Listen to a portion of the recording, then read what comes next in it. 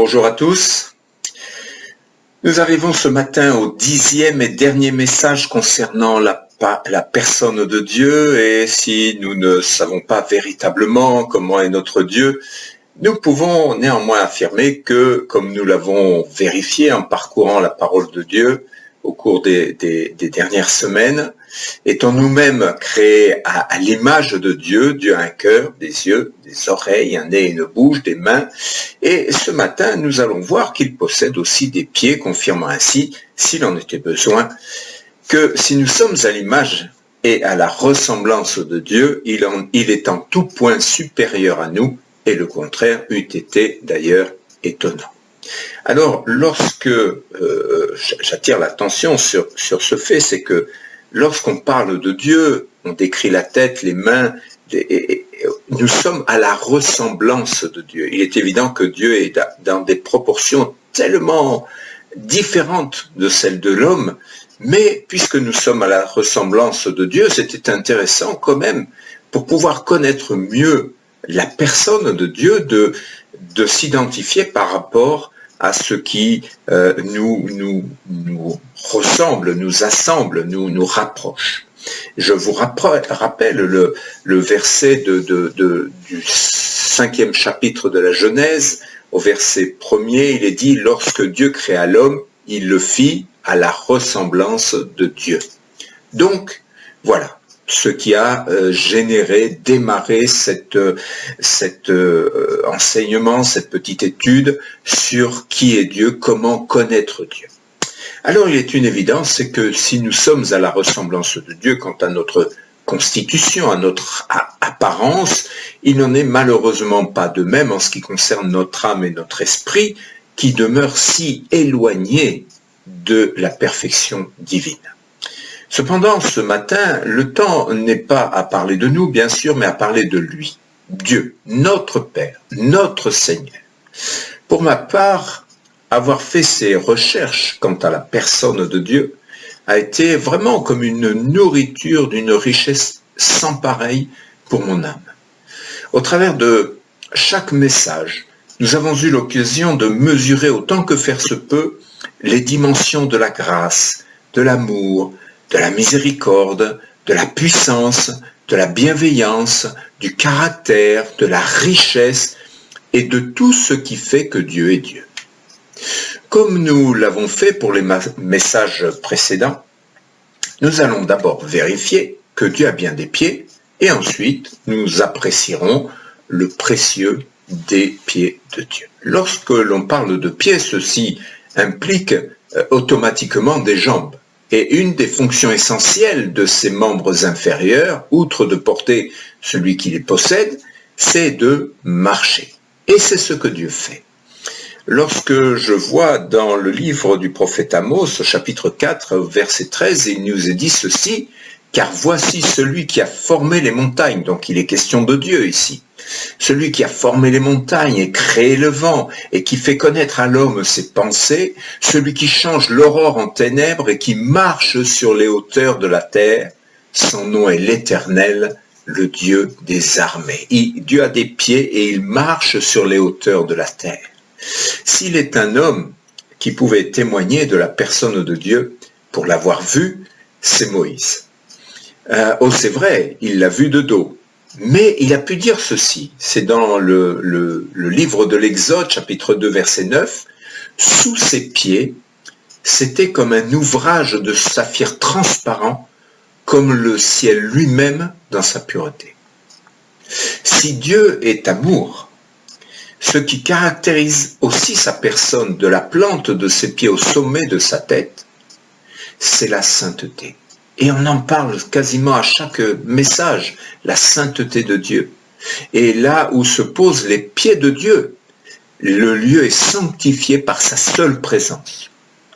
Le simple fait que Dieu soit dans un lieu, la Bible dit que là où 2 ou 3 sont assemblés, Dieu est au milieu d'eux. De ses enfants, lorsque nous sommes assemblés, Dieu est au milieu d'eux.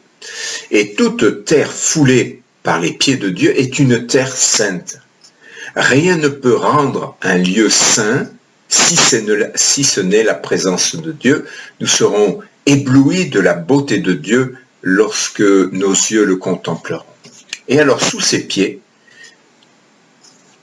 ce que nous venons de lire, comme un ouvrage de saphir, comme le ciel lorsqu'il est sans nuage, d'une pureté extraordinaire. J'attire votre attention que dans cette première partie, ce matin, on va parler beaucoup de l'Ancien Testament, l'Ancienne Alliance, c'est-à-dire toute cette période avant la venue de Jésus. Mais c'est important pour notre étude de chercher justement dans ces choses qui se sont passées avant la venue de Jésus pour comprendre ces choses. Alors Dieu a aussi des genoux.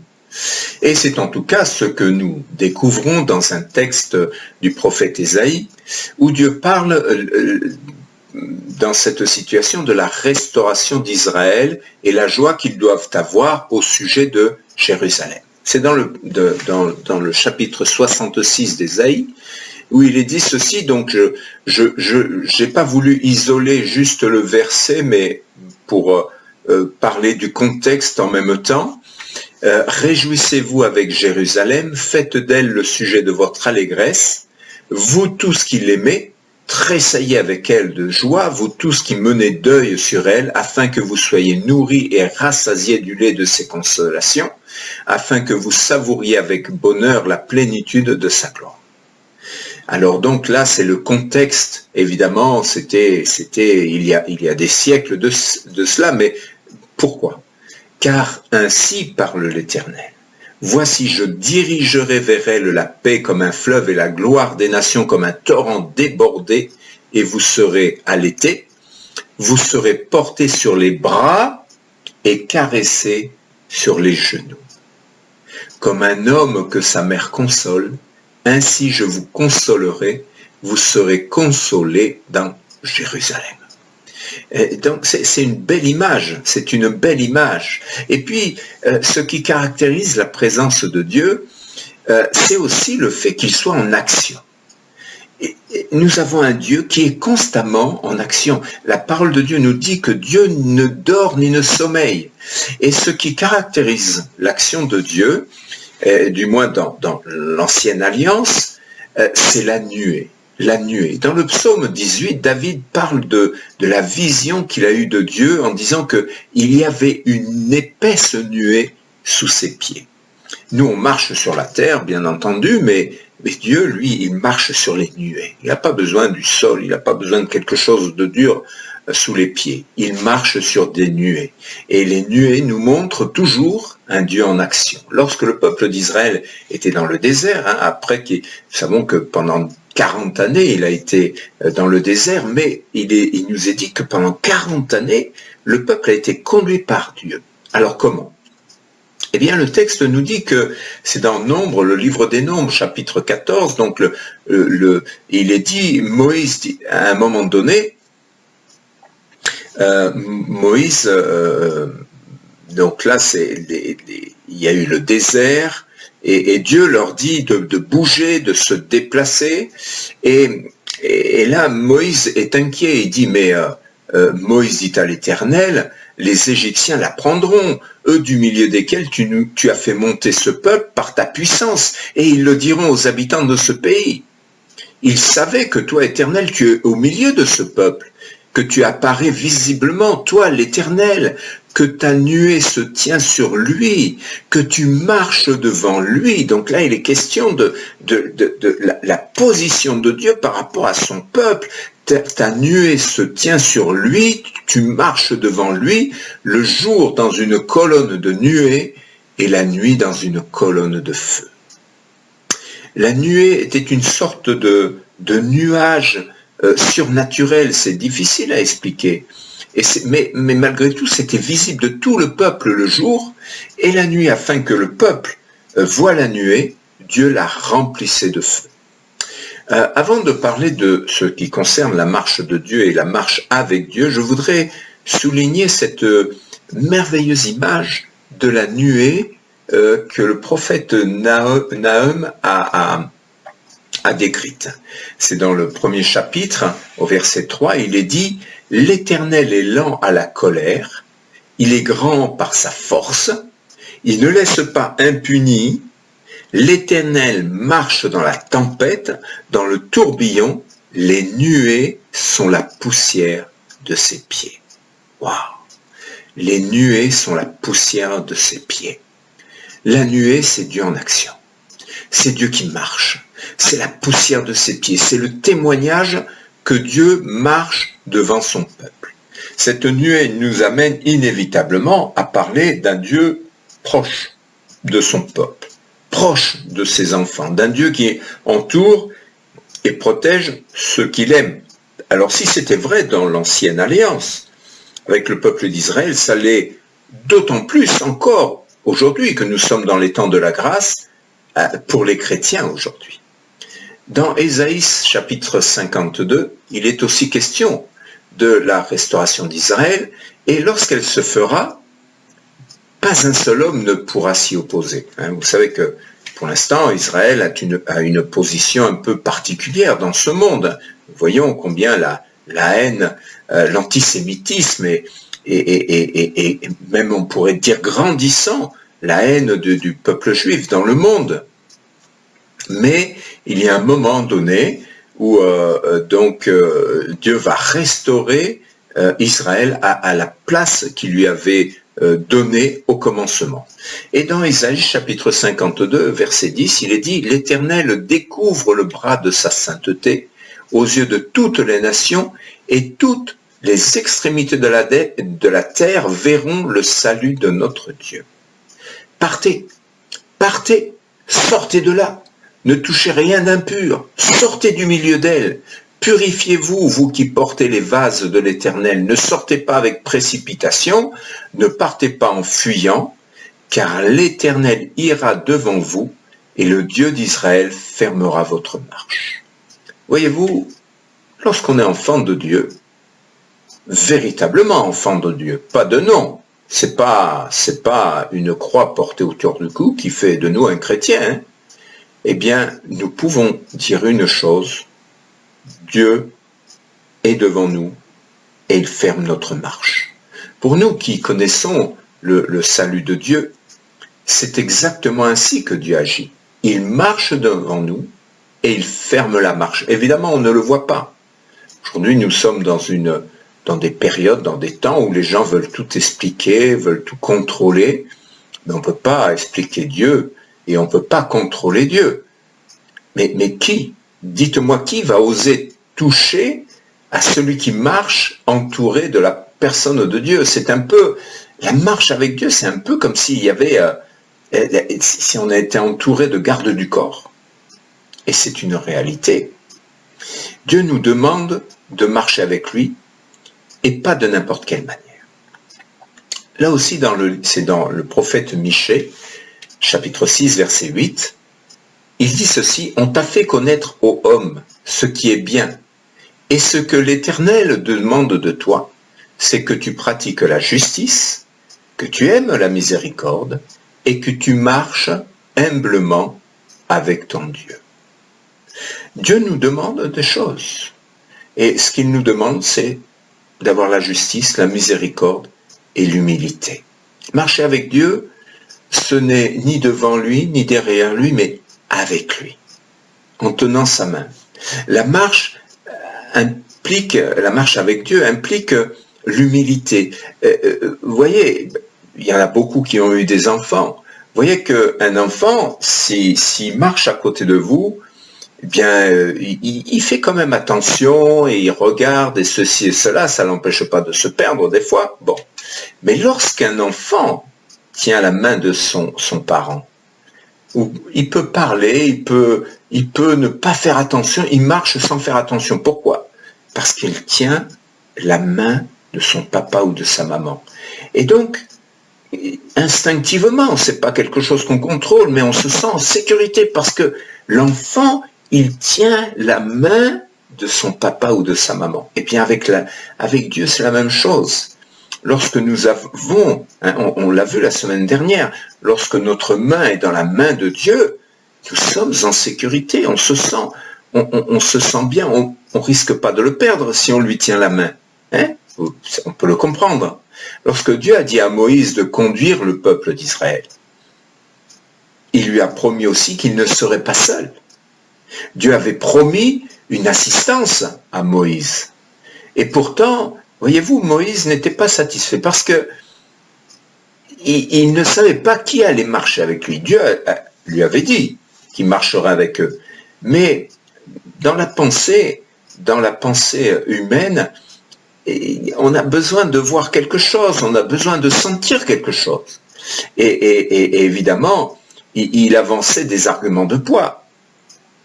Et donc là, il dit, mais voilà, moi je veux, si tu marches avec nous, alors il va falloir nous le montrer, nous le prouver.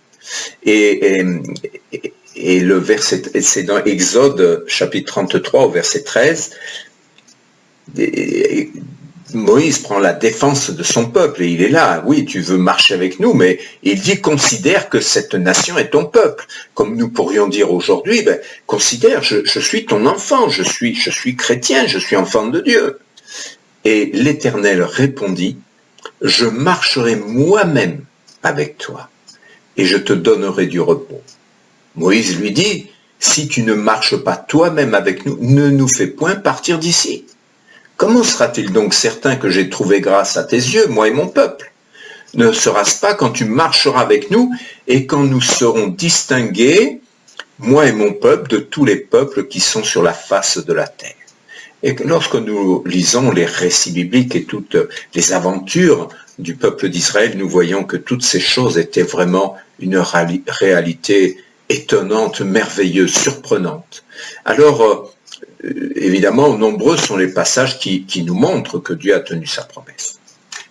Alors, le fait que Dieu marche devant son peuple est primordial dans la vie d'un enfant de Dieu. Et durant la marche avec Dieu, ses actions sont de plusieurs ordres.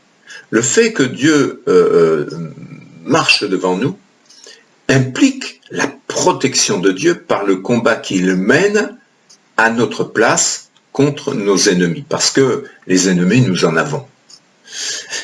Nous en avons parce que lorsque nous ne sommes pas enfants de Dieu, nous sommes enfants du diable. Il est évident que le diable, il ne va pas s'opposer à nous, puisque nous sommes dirigés par lui. Par contre, lorsque nous devenons enfants de Dieu, nous avons un ennemi, c'est le diable. Et c'est important de marcher avec Dieu, et c'est important d'avoir la protection de Dieu. Dans le livre du Deutéronome, chapitre 1er, verset 30, il est dit « L'Éternel, votre Dieu, qui marche devant vous, combattra lui-même pour vous. » Voyez-vous, il y a des combats spirituels. On ne les voit pas. Encore qu'aujourd'hui, on a un combat, c'est le virus. Et l'ennemi, ce virus, c'est un ennemi invisible. Et tout ce qui se passe, il y a des combats spirituels dont les hommes sont l'enjeu, et des combats spirituels qui se passent autour de nous. Lorsque le peuple d'Israël est entré dans le pays promis, il y avait des géants, les enfants d'Anak, ennemis terrifiants pour les hommes, mais pas pour Dieu. Qu'est-ce qui peut s'opposer à Dieu? Même le diable a voulu prendre sa place et il n'a pas réussi. Dans Deutéronome, chapitre 9, verset 3, il est dit « Sache aujourd'hui que l'Éternel, ton Dieu, marchera lui-même devant toi comme un feu dévorant. C'est lui qui les détruira, qui les humiliera devant toi, et tu les chasseras, tu les feras périr promptement comme l'Éternel te l'a dit. » Voyez-vous, c'est pas une petite chose que d'avoir Dieu de notre côté. Jésus a dit « Je suis avec vous tous les jours jusqu'à la fin du monde. » Être tous les jours, Dieu est avec nous tous les jours. Jésus est mort sur la croix, il est ressuscité, il est retourné auprès du Père, mais il est présent avec nous tous les jours. C'est sa promesse. Dans le dernier chapitre de l'évangile de Matthieu, il est dit « Allez, faites de toutes les nations des disciples, les baptisant au nom du Père, du Fils et du Saint-Esprit. Voici, je suis avec vous tous les jours jusqu'à la fin du monde. » Ça veut dire quoi? Ça veut dire que Jésus, avant de partir, a donné un ordre pour que Parce que le but, je le rappelle, de Dieu, c'est que tous les hommes soient sauvés. Et c'est pour cette raison que Jésus est venu sur cette terre et qu'il est mort sur la croix, pour que tous les hommes soient sauvés. Mais lorsqu'il donne cet ordre d'annoncer cette bonne nouvelle, je vous le rappelle, évangile signifie bonne nouvelle, eh bien Jésus est avec nous. Il ne nous abandonne pas dans cette marche.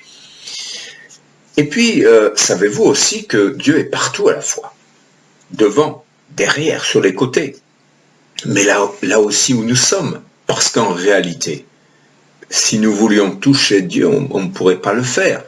La Bible dit qu'il remplit tout en tous. Alors, voyez-vous, pour les Israélites, conquérir le pays promis n'était pas une petite affaire. Et Dieu a multiplié ses encouragements et ses promesses. Je continue pour le moment, mais on va bientôt arrêter de prendre les références dans l'Ancien Testament. Nous allons en prendre dans le Nouveau aussi. Et oui, c'était pas une petite affaire. Alors Dieu a encouragé son peuple, mais il lui a fait des promesses. Mais il y avait pourtant une exigence de la part de Dieu, que le peuple qu'il avait mis à part soit saint. Saint signifie mis à part. Hein? Le mot saint, c'est bon. Dans Deutéronome 23, Dieu donne des ordres concernant la pureté et poursuit en disant, donc c'est important, la pureté, la sainteté. Et au verset 14, donc Deutéronome 23, 14, il dit « Car l'Éternel, ton Dieu, marche au milieu de ton corps pour te protéger et pour livrer tes ennemis devant toi. Ton camp devra donc être saint, afin que l'Éternel ne voie chez toi rien d'impur et qu'il ne se détourne point de toi. » Et oui, tout à l'heure je vous disais, la seule présence de Dieu à un endroit fait que le lieu est saint. Or Dieu ne peut pas venir dans un endroit souillé. Et donc, c'est pour cette raison que Dieu, déjà à cette époque, et ça c'est vraiment, il n'y a pas de différence entre l'Ancien Testament et depuis la venue de Jésus. Dieu est au milieu de son peuple, mais il faut que son peuple s'humilie devant Dieu. Et s'il a commis des péchés, qu'il demande pardon, parce que la parole de Dieu nous dit que Dieu est fidèle et juste pour nous pardonner. Donc c'est important d'avoir des vies droites et en règle si nous voulons véritablement que Dieu marche avec nous, marche au milieu de nous. Et ce qui était vrai pour le peuple d'Israël l'est tout autant pour nous, parce que la marche avec Dieu implique la sainteté. Si donc nous marchons dans l'humilité avec Dieu, que nous veillons à notre sanctification, on retrouve le mot saint, hein, être saint. Pour être saint, il faut parvenir donc à la sanctification. Eh bien, nous pouvons faire nôtre le verset que je vais vous citer maintenant, c'est dans Deutéronome 31, verset 6, « Fortifiez-vous et ayez du courage. Ne craignez point et ne soyez point effrayés devant eux, donc de nos ennemis, car l'Éternel, ton Dieu, marchera lui-même avec toi. Il ne te délaissera point, il ne t'abandonnera point. » C'est une promesse de Dieu. Et je peux vous garantir que personnellement, je m'appuie sur les promesses de Dieu.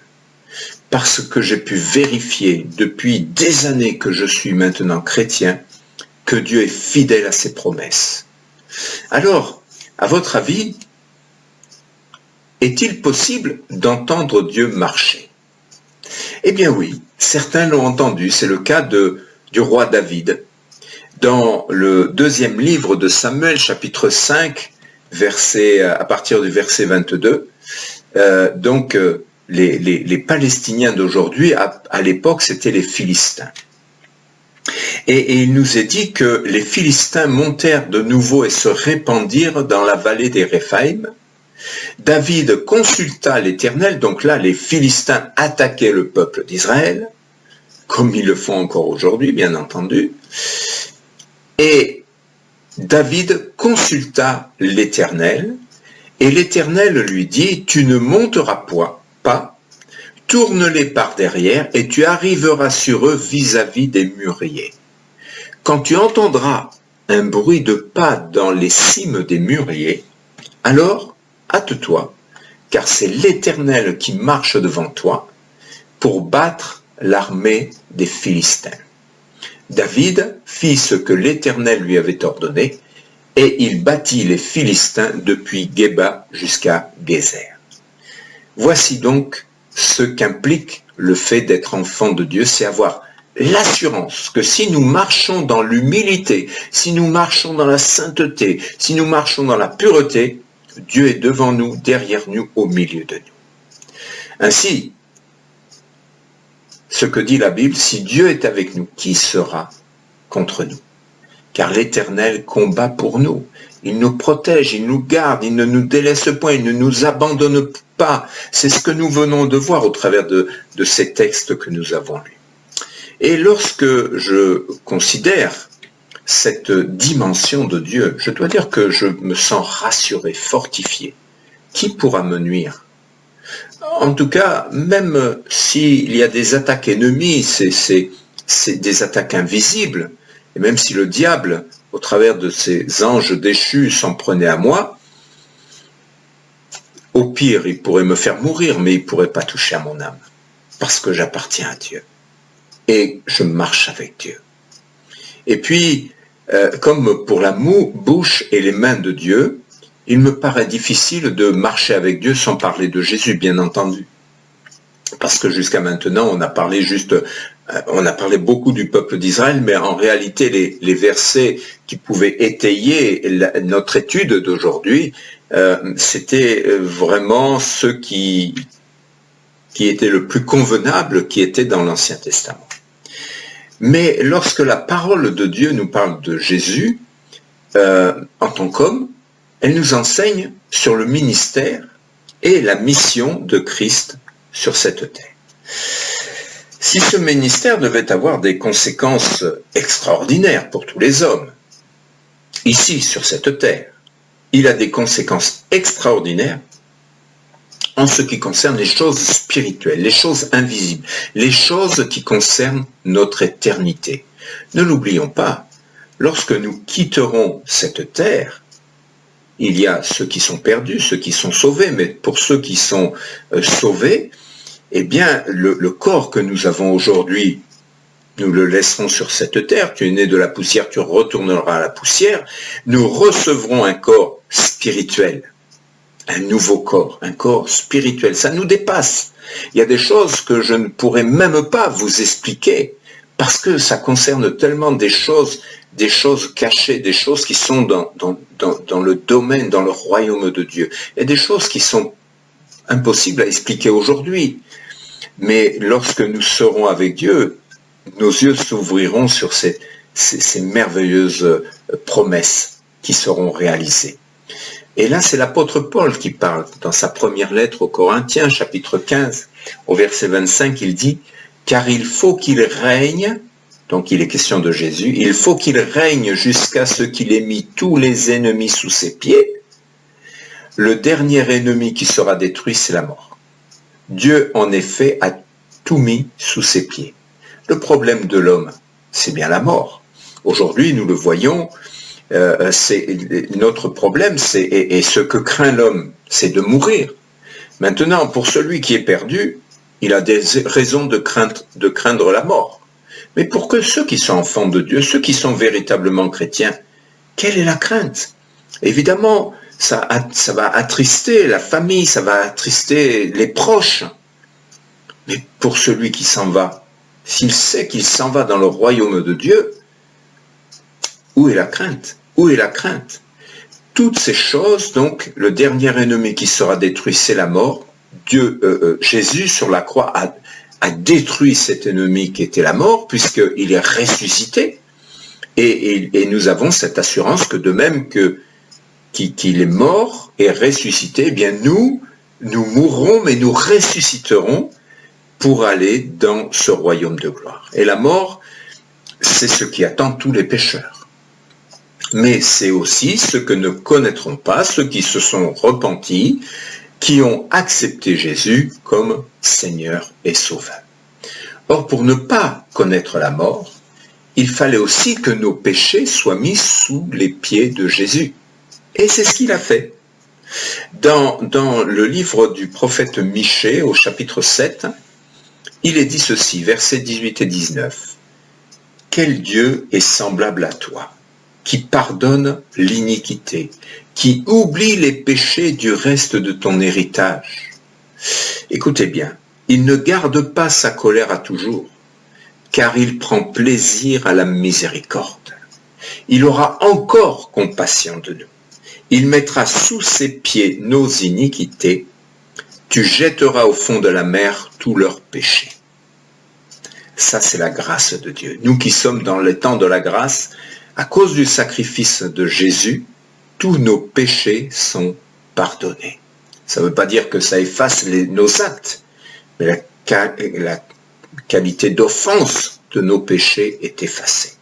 Et ça, c'est le miracle du pardon de Dieu, pardon obtenu à cause de son amour. Et pour le chrétien, dire qu'il marche avec Dieu n'est pas une erreur. Pourtant, c'est vrai que je ne trouve aucun passage où il est dit que Jésus marche avec nous. Et la raison en est que c'est la supériorité de la grâce par rapport à la loi. La loi, c'était l'Ancien Testament, c'était le peuple juif, peuple d'Israël. Et nous sommes dans les temps de la grâce. Tout est supérieur. Et évidemment, écoutez ceci en ce qui concerne le chrétien et Jésus. Nous sommes devenus une même plante avec lui. Avec lui. Nous sommes devenus une même plante. Ça serait l'objet d'une prédication à ce sujet seul. Notre vieil homme, c'est-à-dire notre chair, ce que nous sommes à la base, notre vieil homme a été crucifié avec lui. Un autre verset, ayant été enseveli avec lui par le baptême, vous êtes aussi ressuscités en lui et avec lui par la foi en la puissance de Dieu qu'il a ressuscité des morts. Voyez-vous, c'est important le baptême. Je parle du vrai baptême biblique, l'immersion. C'est-à-dire on est complètement immergé, un baptême, baptisme, ça veut dire immersion, immergé dans l'eau, et lorsqu'on sort, donc nous sommes devenus enfants de Dieu, nous sommes une nouvelle création. Et de la même manière, nous dit la Bible que Christ est mort, eh bien, vous êtes aussi ressuscités en lui. Eh bien, de la même manière, évidemment, pour nous, c'est en espérance dans nos cœurs, mais c'est la promesse de Dieu.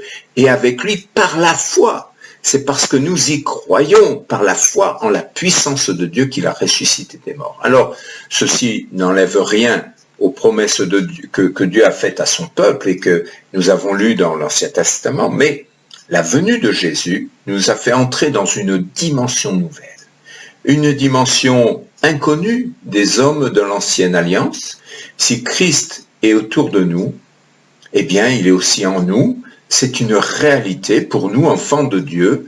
Et lorsque on est véritablement enfants de Dieu, ce ne sont pas des paroles bizarres, des paroles, on pourrait dire, c'est pas du domaine du rêve ou de l'imagination.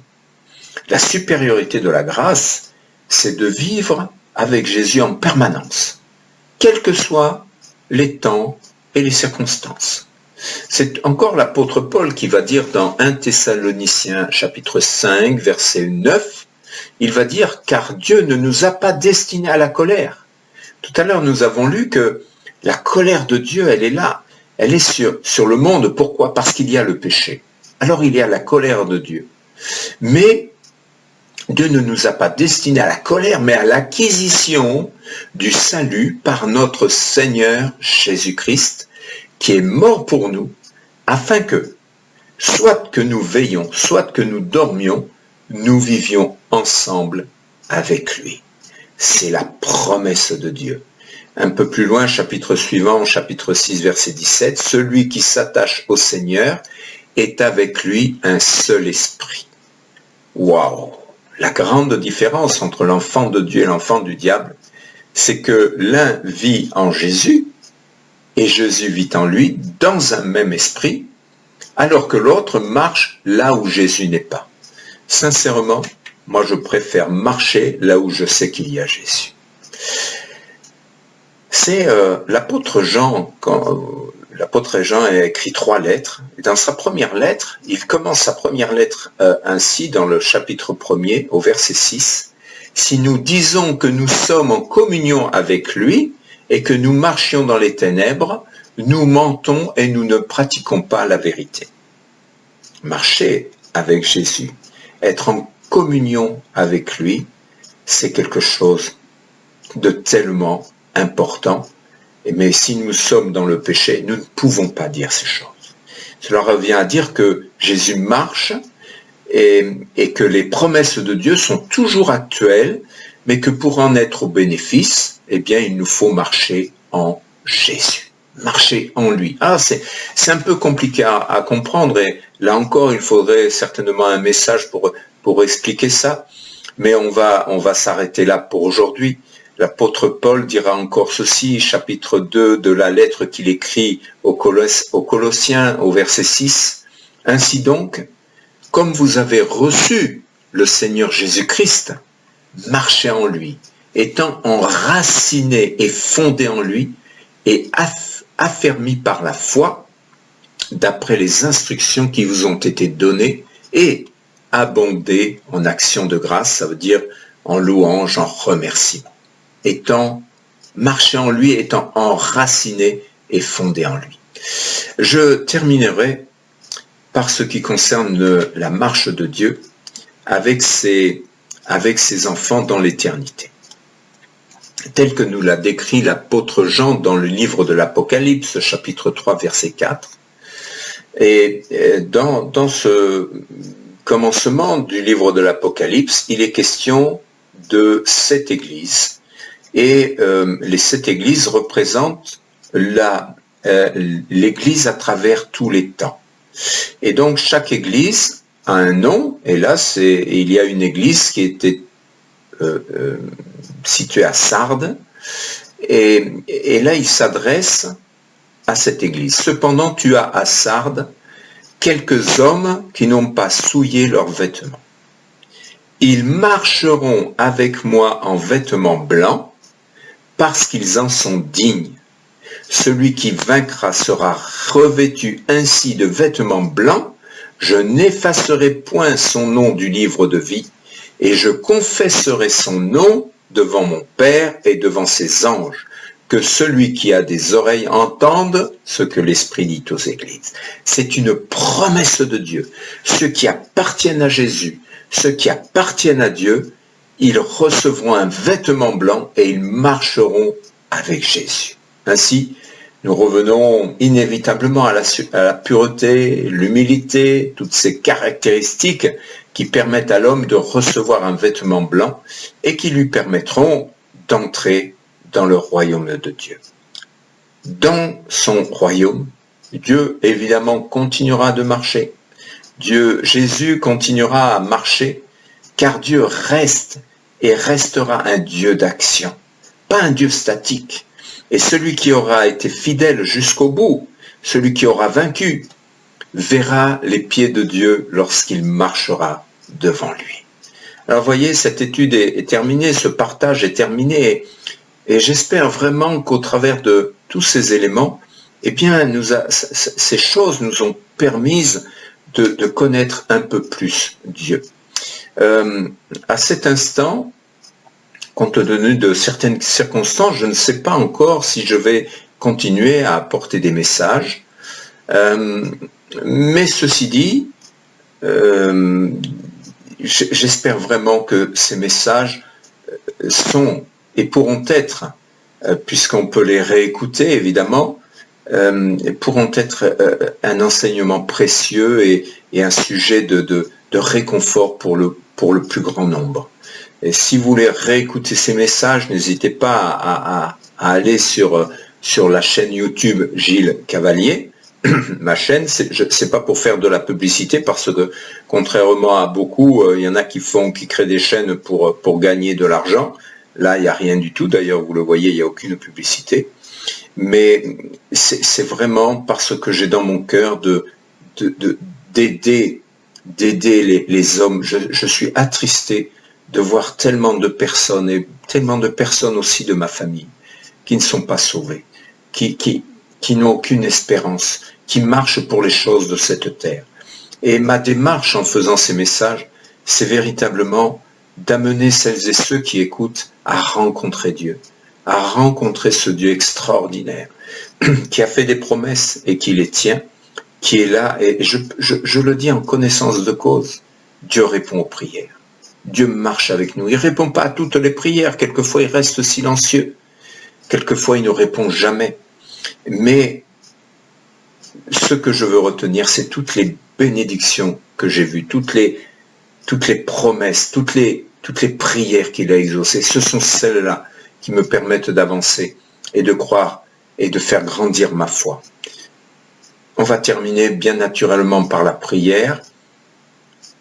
Et je veux croire, oui, que cette prière va aussi être exaucée. Père, nous te prions au nom de Jésus.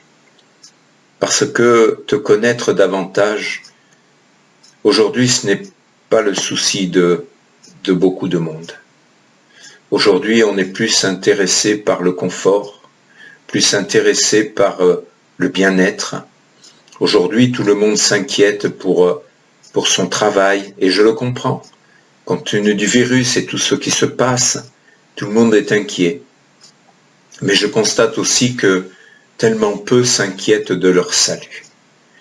Eh bien, que cette étude puisse avoir apporté à quelques-uns le désir de te connaître, le désir de marcher avec toi, le désir de voir ta main dans leur vie. Père, je ne veux pas te prier juste quand j'ai besoin. C'est une marche quotidienne de croire en toi, de s'appuyer sur toi. Et je te remercie de ce que ce message, aujourd'hui encore, a été prêché. Et je te prie pour toutes celles et ceux qui écoutent ce message, afin que tu les bénisses puissamment, afin que tu trouves un chemin tout tracé dans leur cœur, afin que ton Esprit Saint puisse venir les convaincre de péché, de justice et de jugement. Que cette parole annoncée puisse véritablement bénir toutes celles et ceux qui l'entendent, afin que tu sois glorifié et afin que des âmes soient sauvées. Qu'à toi seul, jusque dans l'éternité, revienne le règne, la puissance et la gloire, dans le grand et merveilleux nom de Jésus. Amen. Je vous souhaite une bonne journée et que Dieu vous bénisse.